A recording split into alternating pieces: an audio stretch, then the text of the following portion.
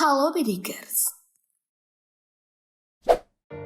Uang rakyat telah dicuri, tapi para koruptor dengan leluasa hidup mewah di dalam penjara.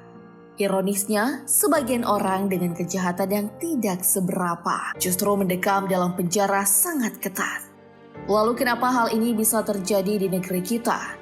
Dan seperti apa perbandingan penjara khusus koruptor dan penjara paling ketat di Indonesia? Mari kita bongkar.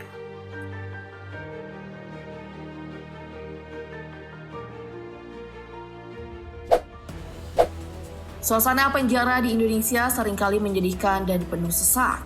Tapi lain cerita dengan kondisi di dalam lapas Sukamiskin yang terletak di Jawa Barat. Salah satu penjara yang masih berdiri di kota Bandung sejak zaman kolonial Belanda ini dibangun pada tahun 1918. Memiliki bangunan yang dirancang dengan gaya Eropa oleh arsitek bernama C.P. Walt Schumacher.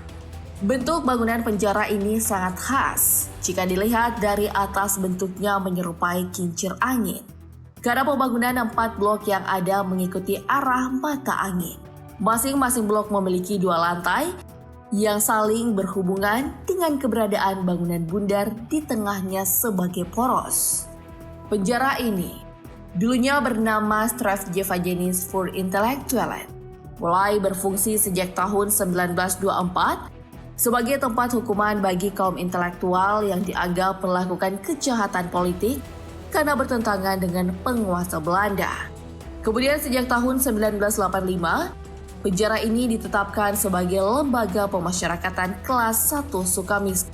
Saat ini lapas Sukamiskin dikenal sebagai penjara khusus narapidana kasus tindak pidana korupsi setelah ditetapkan oleh Kementerian Hukum dan HAM sejak Desember 2012 lalu.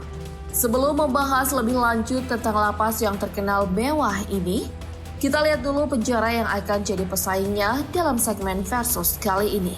Yup, apalagi kalau bukan instalasi tahanan militer. Sebelum direnovasi menjadi smart instalasi, bangunan ini dulunya terkenal angker karena dibangun dengan desain arsitektur khas Belanda yang telah berusia puluhan tahun. Kesan angker juga terlihat dari cat bangunan yang berwarna putih pudar. Sebagai wujud modernisasi, Taltahmil yang dulunya terkenal angker kini berubah menjadi tahanan super ketat dan super canggih. Melalui pemerintah Jenderal Andika Perkasa, Taltahmil Pomdam Jaya di-upgrade menjadi smart instalasi. Dengan smart instalasi ini, segala gerak-gerik tahanan bisa dipantau, sehingga mereka tidak akan bisa berbuat macam-macam. Instalasi tahanan militer ini bahkan sangat aman dan juga sangat terkendali, karena semuanya sudah berbasis komputer, seperti penguncian pintu tahanan, serta pencahayaan.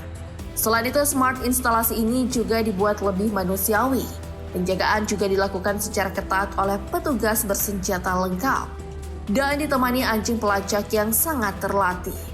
Penjara khusus militer ini memiliki super maksimum security, yakni sistem keamanan yang canggih dan sangat ketat.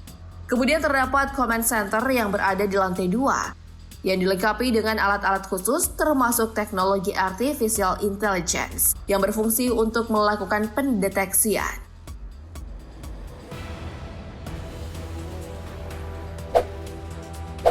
Dan setelah melihat fasilitas paling ketat yang ada dalam instalasi tahanan militer, mari kita menengok kemewahan yang ada di lapas khusus koruptor.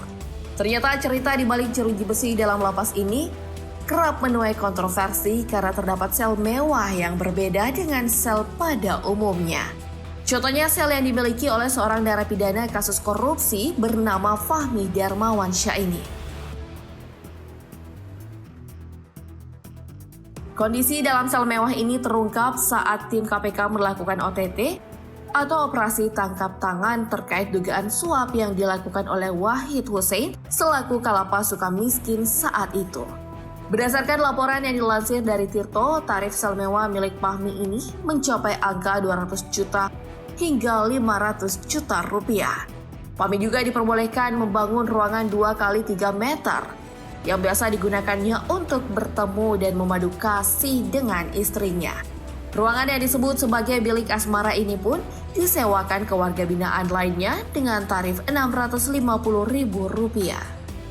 Bukan hanya di dalam sel saja, kemewahan dalam lapas Sukamiskin juga terlihat dengan adanya saung pribadi milik narapidana. Keberadaan saung mewah ini juga terungkap setelah operasi tangkap tangan yang dilakukan KPK.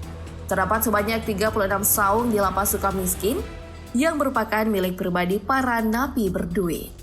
Biasanya saung ini digunakan untuk menerima kunjungan keluarga dan tidak semua orang bisa mengaksesnya. Selanjutnya, tak kalah terkenal adalah kasus sel mewah milik Setia Novanto. Terpidana kasus korupsi IKTP ini tertangkap basah memiliki sel mewah oleh jurnalis senior Najwa Shihab beserta tim Narasi TV. Mereka menemukan kejanggalan saat mendatangi sel nomor 29 Blok Timur yang ditempati Setia Novanto. Ternyata sel ini memang palsu. Fakta yang sebenarnya baru terungkap saat Ombudsman melakukan inspeksi mendadak di lapas Sukamiskin. Kamar tahanan Setnov yang sebenarnya lebih besar dibanding yang lain. Sel mantan ketua DPR ini juga dilengkapi sejumlah perabotan tertata rapi. Ini sih jauh lebih bagus dari kamar Mimin.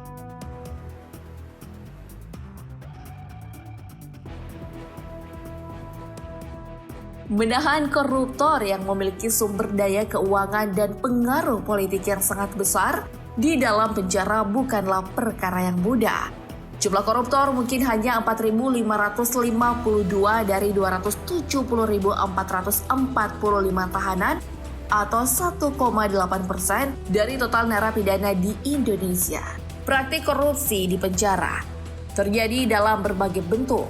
Praktik ini dimulai dengan upaya pemenuhan kebutuhan dasar seperti makanan yang layak, tempat tidur yang pantas, kipas angin karena udara sel panas dan lembab. Para narapidana bisa mendapatkan fasilitas ini dengan menyuap penjaga. Kebutuhan ini tak hanya berhenti pada keperluan dasar, namun juga pada pengadaan barang-barang mewah yang mendekati standar kualitas hidup koruptor sebelum dipenjara. Dengan harga tertentu, para koruptor ini bisa mendapatkan fasilitas AC di dalam sel yang diperlengkapi dengan kulkas, spring bed, serta TV berlayar lebar. Narapidana bahkan bisa mendapatkan barang terlarang seperti ponsel, laptop, dan alat komunikasi lainnya. Fasilitas lain yang bisa dinikmati oleh narapidana tindak korupsi adalah izin keluar untuk berobat yang memungkinkan mereka untuk meninggalkan penjara selama beberapa hari atau bahkan beberapa minggu sesuai dengan izin yang diberikan. Izin keluar didapatkan berdasarkan surat rujukan dari dokter di dalam penjara dengan persetujuan kepala penjara. Kesempatan ini mendorong banyaknya praktik suap yang terjadi.